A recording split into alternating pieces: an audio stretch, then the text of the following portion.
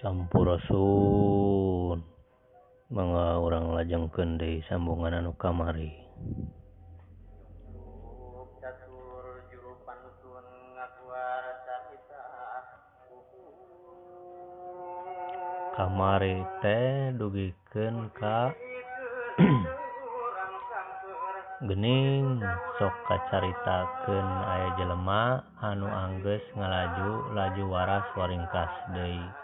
Tapi dina adat peta jeung laku lampah mah beda jasa. Tah dugi kadinya pemirsa.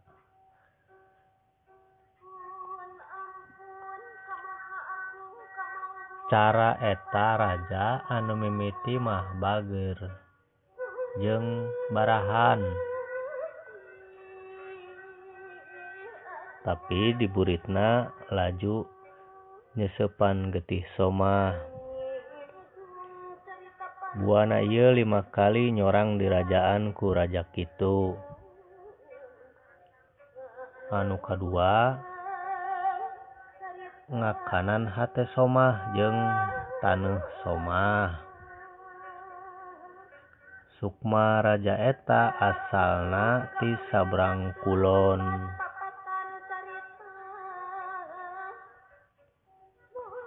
Anu katilu ngakanan kejo somah jeung somah-somahna. Sukma inyana asal ti sabrang kaler. Anu kaopat nyeusepan hate somah. Kesang somah. Sukma inyana asal ti wetan. Anu kalima sina somah ngakanan somah. Raga inyana 3 kali dipindah sukma. Aya deui nu deuk carenitis nyaeta nu disebut ngaanggeus sama. Pihartieunana angga nyaeta wujud. Sema nyaeta lain urang dieu. Nyaeta ceuk harti dina basa urang dieu ulah dihartikeun ku basa urang mana-mana. Ngaanggeus sama aya 2, tapi dua-duana sukma ti Mandala Suda. Dijurung ku Sang Hyang Dewa. Amun dijurung ku Sang Hyang Wenang, sukma teh nyulusup ka jero raga jelema keur hirup anu geus dicirian ti dituna keneh. Tapi eueuh nu arenggeuh lawasna nyicingan kitu hanteu lila ngan saukur perluna bae aya nu sabulan, aya nu leuwih, malah aya nu datang kanahunan. Jelema anu datang kaanggeus sama hanteu nyaho hanteu engeuh, tapi kapeung-kapeung inyana sok nanya ka inyana sorangan. Kunaha hanteu puguh-puguh loba kabisa. Loba pangaweuruh datang ka loba nu naranya menta tulung. Amun dijurung ku Sang Hyang Wening, sukma teh hanteu nyulusup ka raga jelema, tapi ujug-ujug bae jeleg jadi jelema. Eudeup ngora, eudeup kolot, jeung di mana ngadeg jadi jelema eta mah kumaha bae perluna ceuk dewa bae. Ka anu ngaanggeus sama kitu eueuh nu nyaho ti mana asal inyana, tapi tina bukti kabehan pada nyaho eta jelema teh loba kabisa unggul pangaweuruh bari pangarti leuwih mahi. Saucap-ucap inyana eueuh nu salah, tapi tara gancang jelema deuk percaya, malah loba nu ngahiam, ngahaharuan, bari hanteu puguh-puguh ngamarusuhan. Tapi anu ngaanggeus semah hanteu meunang nyeri hate, komo deuk ngabales mah lantaran di buritna sakur nu jarulit garoreng hate baris kasiku ku polah inyana keneh. Anu ngaanggeus semah amun lalaki tara ewean, amun awewe tara jojodoan, jeung haranteu jadi dukun lantaran diturunkeun ka ieu jagat teh lain pieun ngadukun, tapi pieun ngageuingkeun anu deuk digeuing.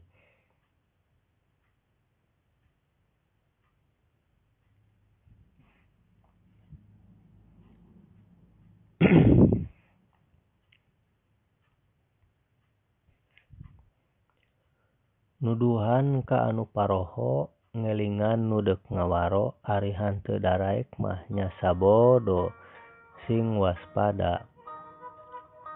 Lantaran loba sukma anu hanteu-hanteu acan datang ka Mandala kasungka tapi niru-niru sukma nu ngaanggeus mah ti Mandala Seba. Tah sakitu bae heula anu sejen mah kakilengser bae lantaran inyana teh sabenerna mah gudang kaweruh. Leuwih pangarti tapi nutup bae diarantep bae tapi sakalian eyang nya di dieu eyang deuk marep pituduh dengekeun. Isukan jaga pageto dia jadi raja ngagantian Rama Prabu. Pake ku dia ieu ngaran bawa eyang ti kahyangan nyaeta Siliwangi. Lain silih wangi komo sirih wangi mah lantaran di urang mah eueuh sirih. Aya ge ngan seureus ujung sereh mantakna dia dibere ngaran eta lantaran dia mah unggah ti ieu jagat teh hanteu mudu nahap Mandala heula tapi engke teh laju bae ka Mandala Samar. Amun diitung ku itungan manusia lawasna dia aya di ieu jagat teh 55 tahun di hiji alam di hiji jagat. Laju 400 tahun di hiji jagat tapi 2 alam. Laju salawe tahun di 2 jagat jeung 2 alam. Pieun dia nitis ngawaruga deui jeneng jadi raja dina ngaran anu ti wayah Raja Guha ngacar jalan kaceluk samparan jagat datang ka wayah ngaran jeung waruga ngaraton deui di dayeuh Pakuan nu wangi ngaran enggeus loba lalakon enggeus dipacikeuh ku urang wetan anu bari ngalalakon pangparekna dina nagara urang wetan hanteu suwung-suwung parebut gara-gara pangojok arinyana anu nyarahoanan sakarep-karep bae jara di jelema teh. Tidinya baris mucunghul anu nungtun lutung buntung dina seja ngaruntuh-runtuhkeun sakabeh ngaran Mandala. Tapi hiji Mandala mah hanteu kungsi papak diruksak tetep wangi ngamandala jadi totonden. Engke jaga anggeus diadegkeun deui loba Mandala ti Mandala Pajajaran anu salapan baris ka tembong kalangkang paku jajar bekah kembang. Tidinya anggeus beak lalakon nu nungtun lutung datang jelema manusia monyet bodas nyieun narigsig sabuder nagara tina areuy pedes jeung kulit ki amis. Raja-raja jara di badega salega nagara jadi sampalan kebu barule. Tidinya datang jelema ngalalakon bari babaledog manggungkeun monyet pengkeh para renjol monyet barodas di buburak. Kebo anu barule bararangkar jara di wadal.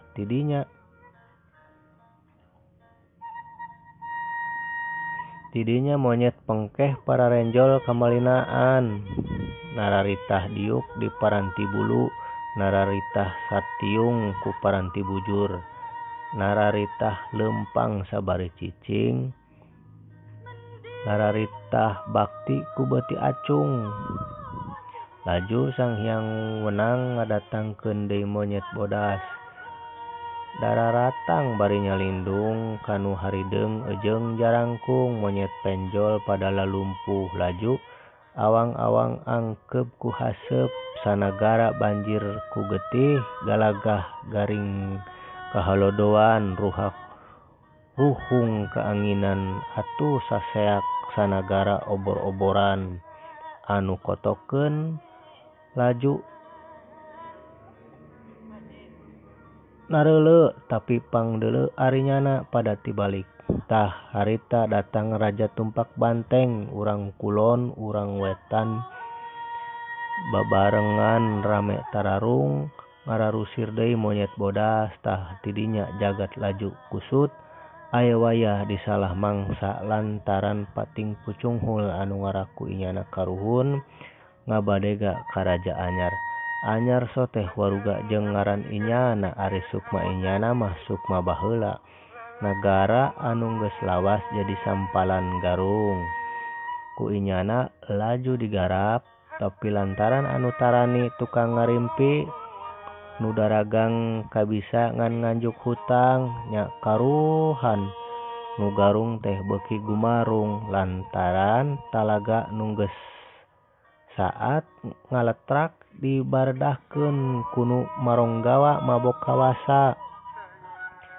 Sanagara beuki bae kusut aut-autan nu kumaula ngabadega marenta ruruha bari bareunghar tina babangsat menak-menak mudu sarua jeung cacah tapi cacahna baralaga leuwih ti menak. Ari bararodo eueuh kaberek dibere pangkat sina marentah karuhan deuk marentah teh badis kunyuk-kunyuk diajar ninun lain nisan kendor dipurekan tapi toropong gepeng dipek-prek dasar eueuh kaberek eueuh pangarti nitah ngabuatan teh wungkul kotakan kari turiang. Nagara beuki aut-autan gunung-gunung diwuwuda sabuligir gararundul leuweung beak dibukbak loba aturan loba cegahan tapi dirarempag ku nu parangkat bari kawasa tidinya panyapa Sanghyang kala datang ka wayah manusa-manusa di nagara wetan laju arengeuh ari nyana dipadaya tukang leletak laju ngabuburak tukang leletak ngadak-ngadak saban lembur jeung saban dayeuh heurin ku jelema-jelema karanjingan Sukma monyet. Sukma monyet-monyet hararejo Sukma monyet nubarelang jeung Sukma monyet gararading nyariara tuturut kunyuk ngadak-ngadak loba jelema tarulak cangkeng edeg-edegan nararopeng di ruhur genteng nyararengi gagarok kanjut maruk ari nyana jagat teh boga inyana beuki ditu beuki somah sangsara bae da raja teh hanteu ngaraksa janji jembar kalah tunggara mantakna Raja Sulaya lantaran mimiti bareng tutumpakan inyana disarbut banteng Karamat. Laju raja diunggahkeun dina mabuk sabrang laju raja diunggahkeun dina manuk sabrang titiruan abeh ti awang-awang pangolowan raja neuleu natrat jagat nangkarak. Laju inyana diajak nyaba ka dasar sagara bari dicaangan cahaya ti martak poe jeung di pupunggu unggah ka gunung bari dicaangan bulan ngempray nya karuhan deuk inyana popohoan da hanteu katembong aya nu poek hanteu kadenge sora somah eukeur sakarat kalanti memeh paceklik lantaran anu nganganteur inyana kancolah ngareunah sora ngareunah basa baroga letah alus diukir datang ka amun raja meujeuh keur muruku sunu babari bae sura-suri deui lantaran anu naripu raja geuwat ngabebenjo inyana kunu haraderapa ngareunah tembang ngareunah tembung abeh ulah katembong nararipu ngolo-ngolo ku anu letah arinyana disulam jeung diarukir teh bangkanang raja dikaluhan rante emas tapi somah anu eukeur sangsara mah sina ngarakanan kalengkeng disebut kaula. Hanteu areungeuh dipipir hau monyet beureum geus eudek ngaronjang halangan ku dia. Sing raja ulah jadi wadal, sing ulah beunang dibebeset monyet hejo keur galungan jeung monyet beureum lantaran encan wayah inyana mulang ka Mandala. Tah ngan sakitu nyaho eyang sejen mah tanya bae kilengser ngan engke amun anggeus datang ke nawayah eyang aya deui di dieu pieun Nyibayowan di Talaga Warna memeh dia unggah ka Mandala Samar titi mangsana ninggang di alam wali suci bumi.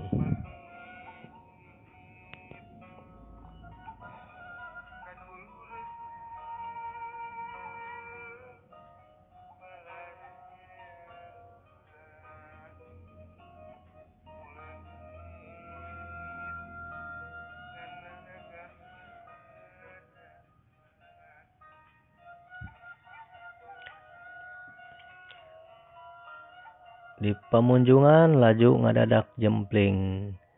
Eyang ngeresi handeuleuk wangi laju ngadehem. Laju ngiles hanteu ka tembong, hanteu ka deuleu diurut tadi inyana sila.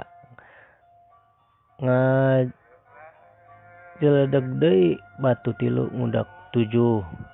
Tunda heula sakedeung urang reureuh heula di anu jempling lain jempling wayah reujeng sasamping. Tapi jempling teu kadenge piring. Tapi carita mah ulah ditunda lila-lila lain sapeda mantak pamali. Tapi gantung areuyeun urang kocapkeun bae ceuk si lengser. Baku eyang eta mah ari mulang teh osok ngorolos ceuk Prabu Anom. Naon sabab ceuk si lengser.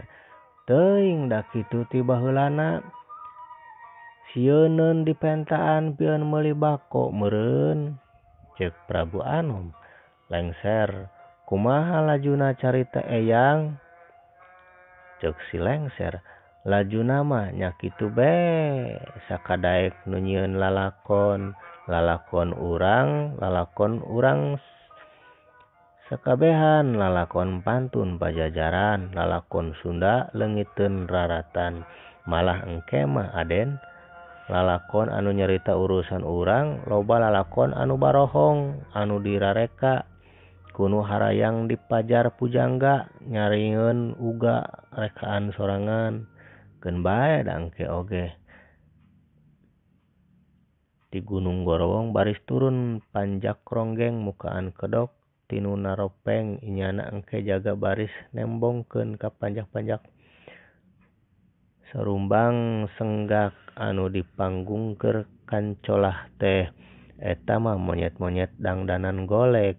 Inyana engke oge jaga baris netelakeun ka somah geus cara ngejo tapi kunu garelo mudu bae lalajo bari cingogo anu ngadalang rarebak bari lelenggak teh eta teh karuhun burung meujeuh keur kanceuh manggungkeun lalakon mendung laut di ruhur gunung nambak sagara di wayah pasang.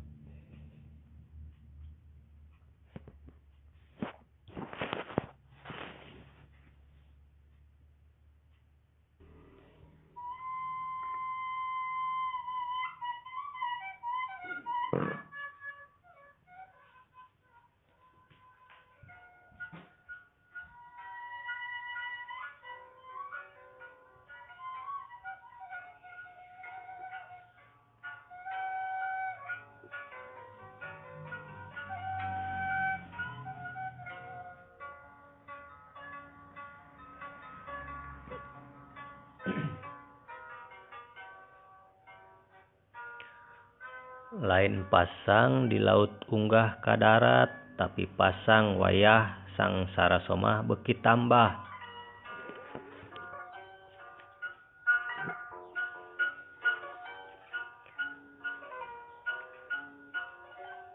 Daragang batu geuning dianjuk, daragang hakanan eueuh nu mayar, tapi duit ratusan ribu diaur-aur gara-gara dalang edan mamaksa uga sina ngawaruga di lain lebah.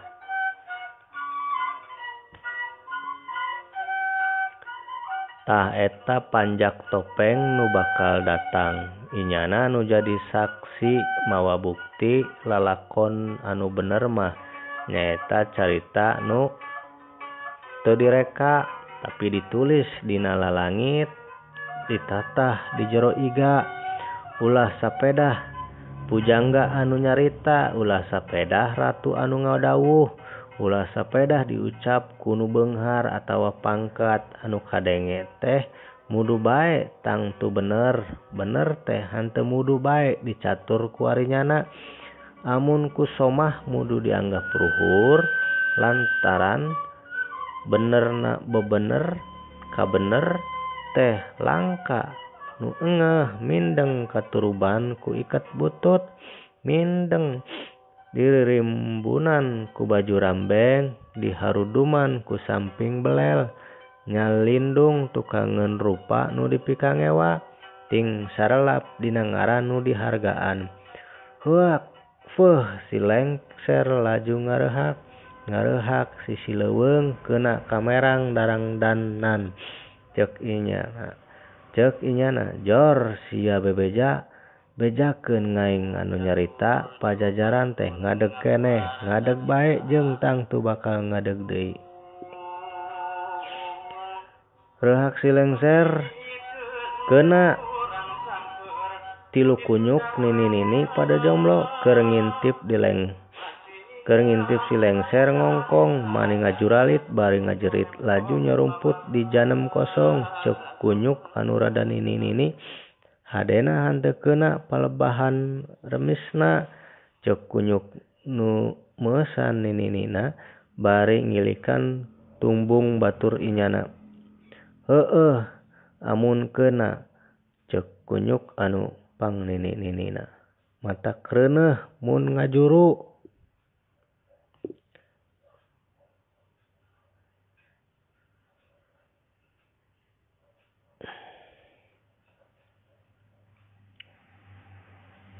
Murat buat monyet orok tangtu burut cara si lengser.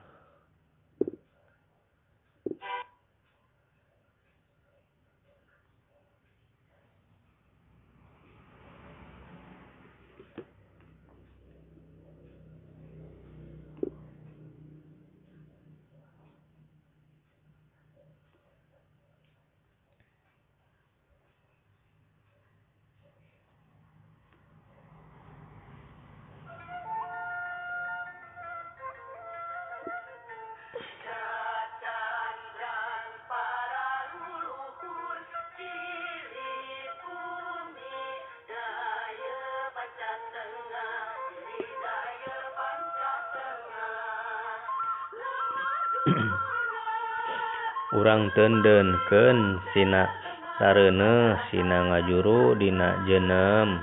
Urang mah dalain nu ngareuneuhan. Urang lajukeun deui cara urang carita wadul pinuh rahul, tapi amun ieu pantun engke kabukti hayang nyaho eudeuh kumaha ceuk Prabu Anom. Lengser heueuh naon sabab baheula mah nagara teh pujadaran tapi kiwari pajajaran ceuk si lengser. Dabongan baheula karuhun urang majar teh raja mah urang ulah pinter perang tapi mudu pinter di perangan. Nya karuhan urang pajajaran teh ditangtang gelut kalah kanyumput tapi ari nagara eudeuh diruksak dirugrug musuh mah najan eueuh kabareg oge urang pajajaran teh bener gelut tutumpuran datang ka eueuh hiji musuh bisa mulang sabari weuteuh. Lantaran urang pajajaran anu baheula didedet hanteu melesek diteueul kalah kamilei dibanting bari ragag teu ngadudut kanjut.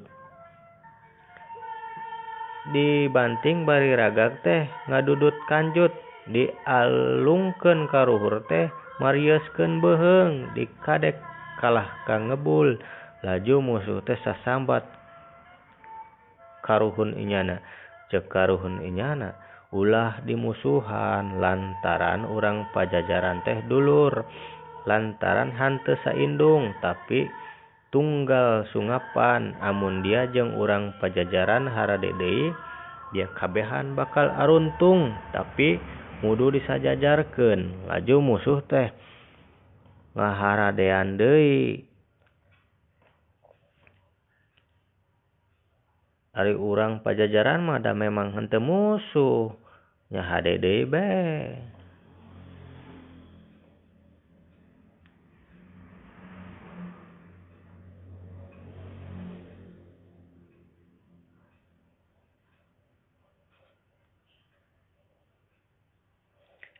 Kela iya aduh.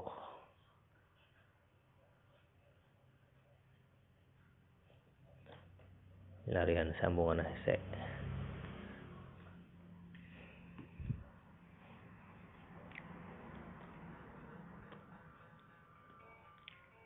Laju nagara teh ku anu mimiti ngamusuh teh disaruakeun jeung nagara arinyana. Bari nyaruakeun arinyana jeung urang, nyaruakeun urang jeung arinyana.